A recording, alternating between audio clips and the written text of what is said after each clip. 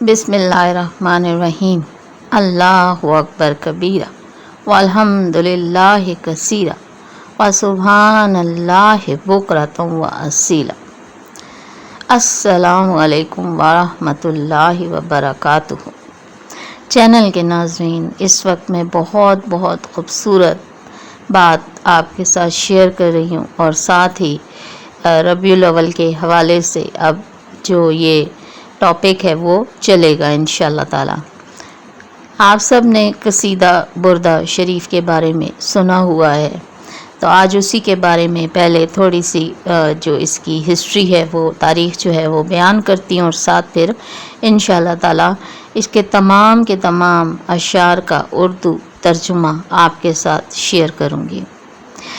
مصر کے ایک مشہور بزرگ شرف الدین بوصیری گزرے ہیں۔ انہوں نے ایک غریب گھرانے میں آنکھ کھولی۔ جیسا کہ والدین بچوں کو مدرسوں میں تعلیم حاصل کرنے کے لیے بھیجتے ہیں، اسی طرح بوصیری کو بھی والدین نے مدرسے بھیجنا شروع کیا، اور جلد ہی آپ نے قرآن پاک حفظ کر لیا۔ اس کے بعد آپ کے والد صاحب کی خواہش تھی کہ اب آپ کچھ کام کاج کریں تاکہ گھر سے غربت کا خاتمہ ہو، جبکہ بوصیری ابھی مزید تعلیم حاصل کرنا چاہتے تھے۔ وہ ایک زیادہ روشن مستقبل چاہتے تھے۔ اس دوران آپ نے اپنی والدہ کو اپنے ساتھ ملا کے والد سے مزید پڑھنے کی اجازت لے لی۔ اس کے بعد آپ نے تجوید، فقہ اور باقی ضروری مضامین کو پڑھا اور بچوں کو پڑھانا شروع کر دیا۔ اس وقت تک آپ ایک دنیا دار شخص تھے اور مادی کامیابیوں کو ہی ترجیح دیتے تھے۔ آپ غربت سے نجات حاصل کرنا چاہتے تھے۔ شاعری کا وصف آپ کو اللہ تعالیٰ کی طرف سے ودیعت کیا گیا تھا۔ آپ بادشاہوں کی شان میں قصیدے بھی لکھتے تھے اور نئے شعراء کی اصلاح بھی کیا کرتے تھے۔ درس و تدریس سے بھی منسلک تھے۔ ایک دن آپ گھر سے باہر کہیں جا رہے تھے جب ایک شخص نے آپ کو روک کے آپ سے پوچھا کہ آپ کو کبھی محمد صلی اللہ علیہ وآلہ وسلم کی بھی زیارت ہوئی ہے؟ اس شخص کا یہ سوال کرنا امام بوصیری کی زندگی کو بدلنے کا سبب بن گیا۔ اب امام بوصیری نے آپ صلی اللہ علیہ وآلہ وسلم کی حیات طیبہ کا بغور مطالعہ شروع کر دیا۔ آپ جو مطالعہ کرتے جا رہے تھے، آپ کے دل میں آپ صلی اللہ علیہ وآلہ وسلم کی محبت بڑھتی جا رہی تھی۔ جو وقت گزر رہا تھا، آپ کے دل میں نبی آخر الزماں کہ عشق کی تڑپ بڑھتی جا رہی تھی۔ اسی دوران میں انہیں فالج کا حملہ ہوا اور آپ صاحب فراش ہو گئے۔ اس حالت میں تقریباً لکھا ہے کہ 15 سال گزر گئے۔ وہ بادشاہ جن کے قصیدے امام بوصیری لکھتے تھے، انہوں نے پلٹ کے بھی نہ پوچھا۔ آپ بہت دل گرفتگی کے عالم میں ایک رات لیٹے ہوئے تھے۔ آپ نے ایک دم سوچا کہ زندگی بھر تو دنیا کے بادشاہوں کے قصیدے لکھے ہیں، آج کیوں نہ ان کا قصیدہ لکھوں جن کے سامنے ان بادشاہوں کی تو کوئی اوقات ہی نہیں۔ جب ٹوٹے ہوئے دل سے سچی محبت کے ساتھ الفاظ نکلے تو وہ اس بارگاہ میں مقبول ہو گئے، جس کے بعد وہ الفاظ امر ہو گئے۔ اس سے پہلے بھی امام بوصیری نے عرب کے صحراؤں کے خیموں پہ اور خوشحال پہ شاعری لکھی، لیکن اس رات وہ اس شخصیت کی شان بیان کر رہے تھے جن کی خاطر رب نے اس دنیا اور اس کی ہر چیز کو تخلیق فرمایا۔ میرا ایمان یہ ہے کہ یہ کلام بھی رب کی ہی دین ہے، اور وہی رب ہے جسے انسان پہ اتارتا ہے۔ جب آپ قصیدہ لکھ چکے تو آپ نے قلم دوات رکھی اور سو گئے۔ اسی رات آپ نے خواب دیکھا کہ آپ صلی اللہ علیہ وآلہ وسلم تشریف لائے ہیں اور فرمایا، اٹھ بوصیری۔ امام بوصیری نے کہا، میں 1000 جانوں سے قربان۔ آپ صلی اللہ علیہ وآلہ وسلم نے فرمایا، اٹھ اور مجھے وہ سنا جو تو نے لکھا ہے۔ امام بوصیری اٹھ بیٹھے اور جھوم کے سنا رہے تھے، مولایا صلی وسلم دائماً ابداً علی حبیبک خیر خلق کلہم۔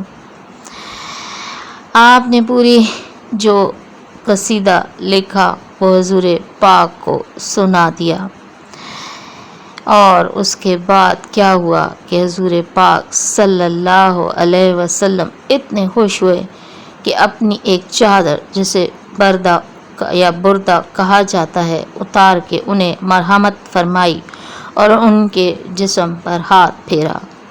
اس کے بعد امام بصیری کی آنکھ کھل گئی، دیکھا تو چادر ان کے پاس ہی رکھی ہوئی تھی۔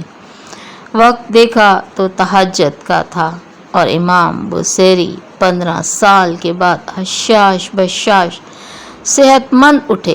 فالج کا کہیں دور دور تک نام و نشان بھی نہ تھا۔ وضو کیا اور مسجد کا رخ کیا کہ تہجد ادا کریں۔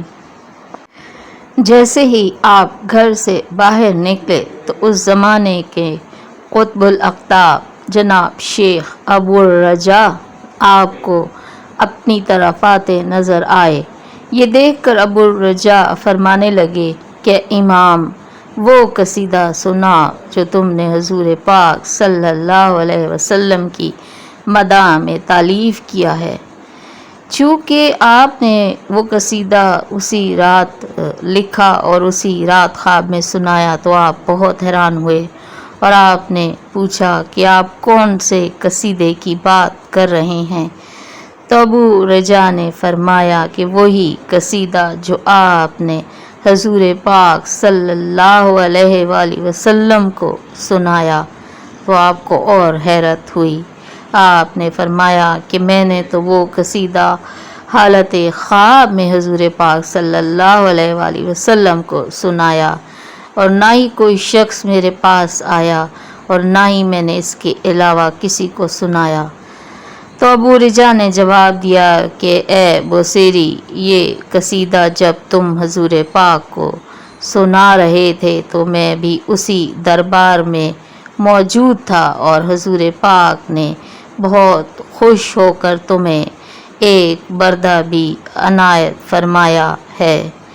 یہ سن کر علامہ بصیری فرماتے ہیں کہ میں نے پھر وہ قصیدہ ابو الرجا کی خدمت میں بھی پیش کیا اور اس کے بعد آپ سب جانتے ہیں کہ اس کی کس قدر شہرت ہوئی اور اس کے بعد اس ملک کے وزیر بہاءالدین نے اس کو نقل کروا کے اپنے پاس محفوظ کر لیا اور سب لوگوں کو اس کی کاپیاں بھی پھر تقسیم کی گئیں، جو کہ آج تک یہ قصیدہ اسی اصل حالت میں ہمارے پاس موجود ہے۔ الحمدللہ یہ قصیدہ، اس کے پڑھنے کے بھی کچھ آداب اور کچھ ہیں کہ اس قصیدے کو بہت ہی ادب احترام کے ساتھ باوضو حالت میں قبلہ رخ ہو کر اول اور آخر درود پاک پڑھ کر قصیدے کا اپنا درود پاک پڑھ کر صحیح تلفظ کے ساتھ پڑھنا چاہیے۔ آپ کے ساتھ میں اس قصیدے کا اردو ترجمہ شیئر کروں گی اور یہ قصیدہ بہت 168 اشعار پر مشتمل ہے، جس کو 10 فصل کے لحاظ سے تقسیم کیا گیا ہے، یعنی کہ 10 حصوں میں تقسیم کیا گیا ہے۔ تو آج میں آپ کے ساتھ جو ہے پہلی فصل جو ہے اس کے اشعار کا ترجمہ آپ کے ساتھ شیئر کر رہی ہوں، ساتھ میں جو ہے عربی لکھی ہوئی ہے تاکہ آپ اس کو عربی کے ساتھ بھی پڑھ سکیں۔ بسم اللہ الرحمن الرحیم۔ اے اللہ، درود نازل فرما، بھیج ہمارے سردار حضرت محمد صلی اللہ علیہ وسلم پر، جو نبی امی ہیں، اور ان کی آل و اولاد پر، ان کے اصحابہ پر اور برکت اور سلامتی نازل فرما۔ تمام تعریفیں اس اللہ کے لیے ہیں جو ساری مخلوق کو عدم سے وجود میں لانے والا ہے۔